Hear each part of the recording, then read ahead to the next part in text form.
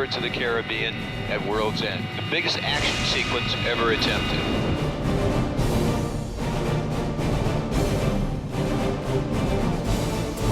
It all starts on a piece of paper and a napkin. Then 600 very talented men and women come in here and build all this. We shot it in a warehouse that's the size of a, small city, basically. I've never been in a building where you have horizon drop off, just looking from one side to the other. When you walk into that hangar, you've got the two main ships. You've got 3 or 4 other ships, and they're all sort of floating around 30 feet in the air. This is the Super Bowl of the motion picture business right here. We had to design and we had to create this monster in 3 months. It allowed for a scale that nobody had even thought of. When Gore saw it, he fell in love with it and realized, now I can do what my vision is leading me to do. Look at that. That is a massive piece of sculpture. We knew it's going to be huge, but until it was done and we walked there and we looked at the whole thing, it was pretty impressive. And this was a sequence that went on for about 8 weeks. It was an enormous production.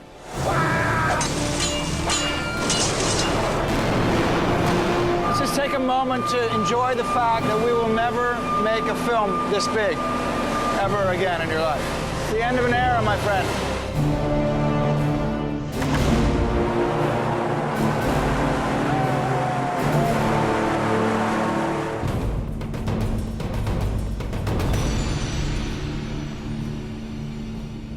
Good morning.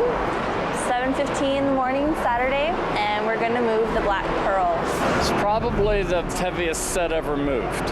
As you may see, Effects has placed 8 air bearings underneath the set itself. It'll float on air like an air hockey game, but upside down. It's air bearings, less air pressure that's in the tire on your cars. It's not so much moving it, it's controlling it. Once it gets in the air, it kind of wants to do its own thing. We're going to use the forklifts as like little tugboats, and they'll just shove it along.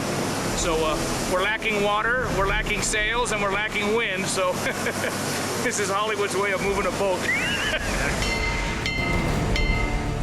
Right now, they shouldn't be tied to the mast. They should just be off the ship. Gore's a strong proponent of trying to get practical elements on set, to get as much in camera as you can get, and then use visual effects where you really need them. This cannon right here, let's have Tony hit that. It's important to have real elements. As much as you can do real, more realistic the final result will be. Our function as special effects is if it moves or it's in the atmosphere, we do it. John, so this is not bolted into any sort of floor? No. So when this thing tilts over, is there a counterweight or what? Well, yeah, it's all built into it, yeah. It'll be fine. I asked that very question. It'll be fine. What we're kind of doing is just creating a lot of havoc. What we decided to do that has never been done before on any motion picture is put a tower at each end of the ship and be able to heave it up. We could heave it up 15 feet. And then usually you're not going right straight into the wave, you're going to the side. So you can put a little bit of roll into that. Cool. And then it starts looking real. It's our understanding that these 2 gimbals for the Black Pearl and the Flying Dutchman are the largest gimbals that have been built for the film business. To put it in perspective, just think that one ship weighs the equivalent of a 747. Those big things there are the hinges that get put into here, basically like your very big Lego set, right? You gotta put it together, they attach the hydraulics. The Pearl requires 1,000 gallons a minute of oil to make it run at speed. These will supply hydraulic flow to both ships, about 1,000 gallons a minute. That's almost 10 times the normal amount of oil that you would use on a motion base for a normal motion picture. We had 150 welders working 24/7. There's over 2,000 feet of hydraulic hose. There's over 1 million pounds of steel. This is unheard of. Logistically, it's huge undertaking. It's the most lights that have ever been used to light anything ever in the film business.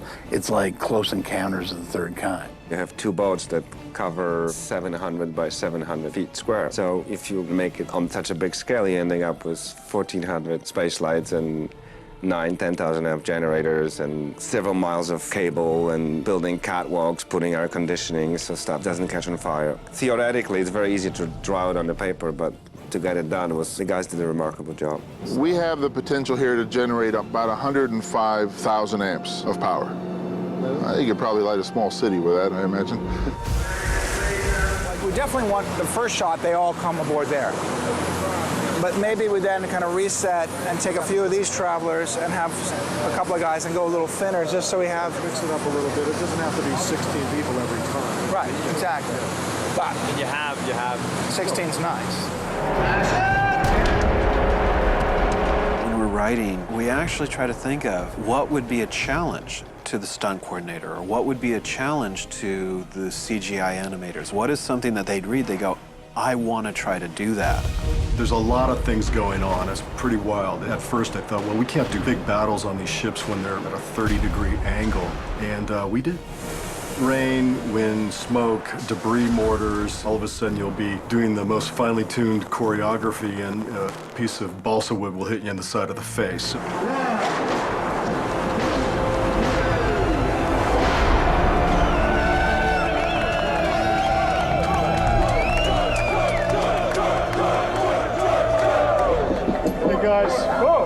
Sentimental night, last night on the Black Pearl, and I just want to say your spirit and energy made this whole thing come to life. I thank each and every one of you from the bottom of my heart. I love you all, and God bless you.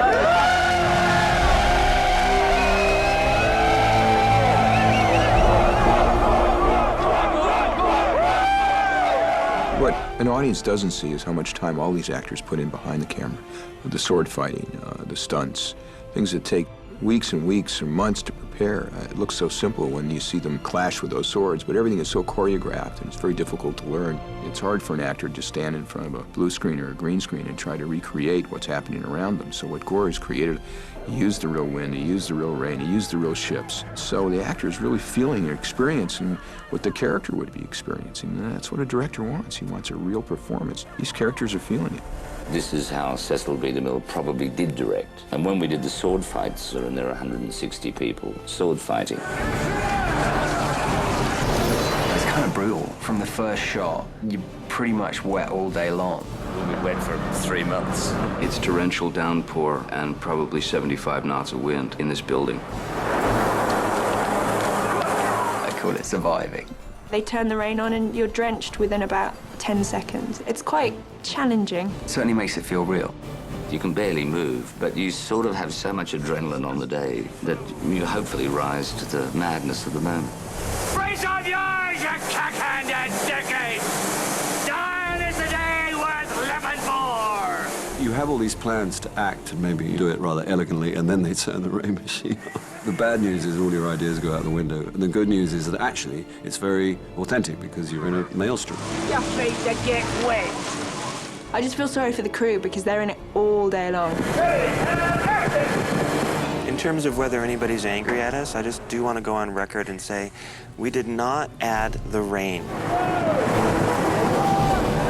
The way we treat the blue screen is actually very tricky because we're putting so much rain out there that in certain angles, this blue screen is completely obscured by the rain. But in the same time, if you are in the reality of this maelstrom storm, your visibility will be limited too. There was a bit of a negotiation with Gore where he wants this very, very dense rain. I'm concerned in a shot like this, the dynamics are not going to be what you want, and then I'm going to be trying to get rid of it. I was concerned that the blue screen wasn't blue anymore, and at times it was going completely gray. I was always arguing for, could we just do a little less? The very interaction of the rain hitting the masts and the rails of the boats and cannons and dripping from people's faces. I mean, it's the stuff you cannot reproduce. It's a tremendous amount of work for ILM. Fortunately, they're brilliant, and John Knoll is going to pull it off. It's a wrap on the Pearl. It's a wrap on the Pearl. It's kind of a wrap on the Maelstrom, isn't it? You could say that, although we have a lot of work to do in post.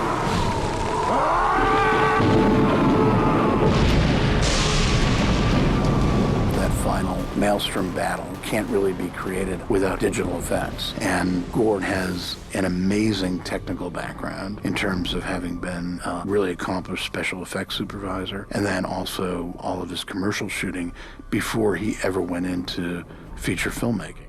I like that camera shake you put in that Johnny shot. He looks a little soft.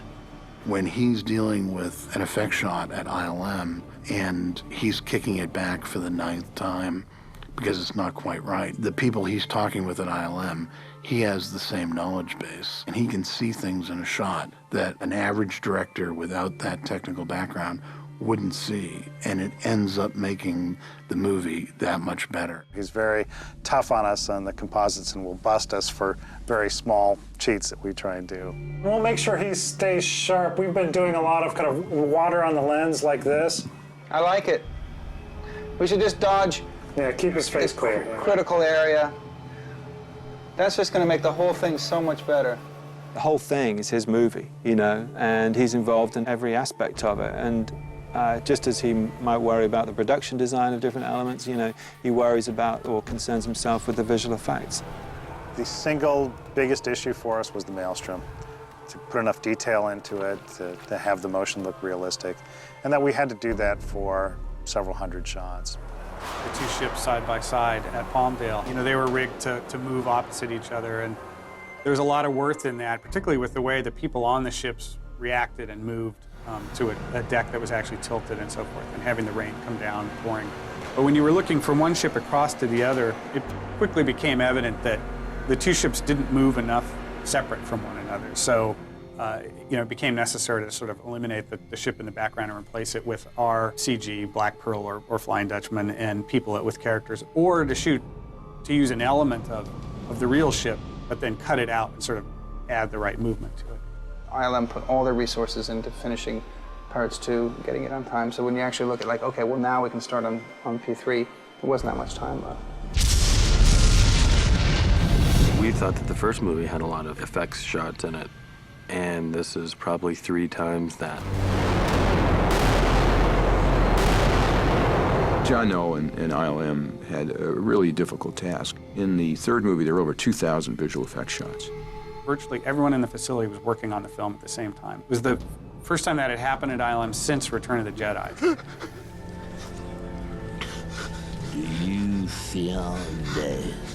In Pirates 2, Davy Jones was the star, the character that we needed to integrate into many different scenes. And in Pirates 3, we had an additional star, which was the Maelstrom. Yes, we've had Maelstrom! I love this shot. It looks so real. It's a little bit with how the camera is animated as well, but it just feels like there are big waves out there and they're moving slowly. And there's no water here. There's just a plate in the foreground. There's nothing. The tricky part was actually how to make the whole maelstrom spin around. We've looked at a lot of, you know, big wave anomalies. We've looked at, you know, 60-foot waves, studied how water moves and how it accelerates as it kind of comes up to the lip. And we're just, you know, trying to create something that we buy, that we believe. When you see a wave, there's this incredibly complicated thing going on. It's not a simple process. You've got all the water molecules and everything is kind of interacting, and it's creating foam and spray and mist, and all sorts of chaos is happening.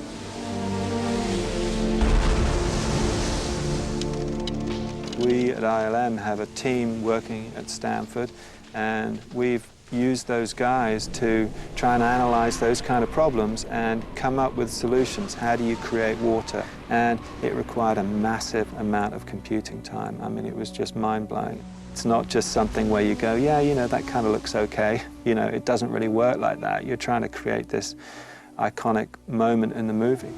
That's a good example right there.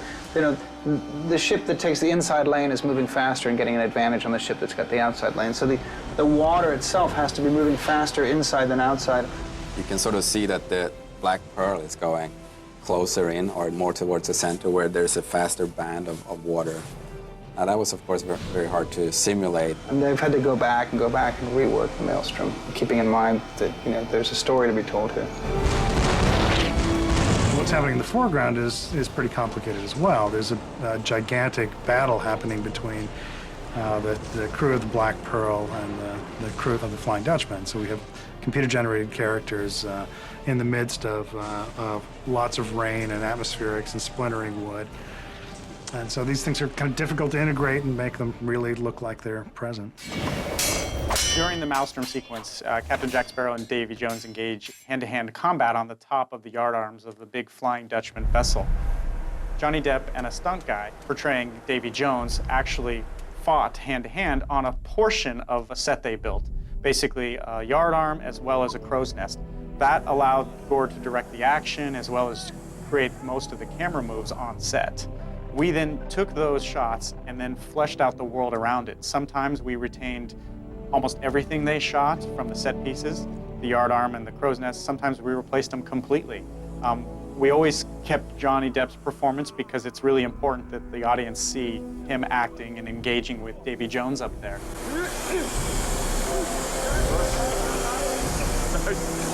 But it definitely was a challenge to try to build this world around them as well as make it all believable. When that shot starts, it starts off as a completely digital shot. We start with the digital version of Johnny Depp at the beginning of the shot, primarily because the camera move was so long and extensive. So we do a transition from our digital Johnny into our practical double right there. So before this rigging piece flies across camera, this is our digital Johnny Depp, and as soon as it flies past, then it becomes Johnny Depp on set.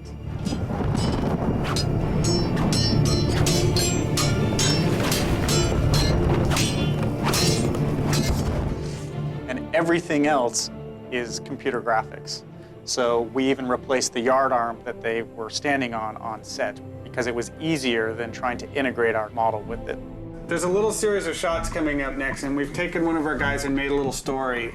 These were those shots where we had some guys just kind of laying around doing nothing in the background. So we've got that guy there. He's got a sword stuck in his back, and he's trying to get at it, and then he pulls it out. And nobody's ever going to notice it except on the DVD, but he's fallen back there. No, it's fantastic. He gets up, he's trying to reach that hilt behind him, and then he finally gets it out just before the cut on this shot. So I don't think anybody's going to see it. It's better than just a guy laying on a cannon, that's for sure. Great. The schedule is really what made everything 100 times more difficult. Just trying to get that level of complexity and that number of shots through the pipe in the amount of time that we had. It was really challenging. It looked pretty much impossible. I was really worried that there was no way to get this done in time, at least not looking good. There were a lot of sleepless nights, there was a lot of worrying, a lot of strategizing about how we're going to do this. And the crew really worked very hard. They poured their souls into this. It'd be too late to off the course now, ladies! The really exciting thing, I think, sometimes about working on the big scale, the Bruckheimer, the Gore Verbinski movies is the scale of these things, that you can have these amazing moments in a movie where just a tremendous amount of effort has been put into this one moment and the richness of that moment.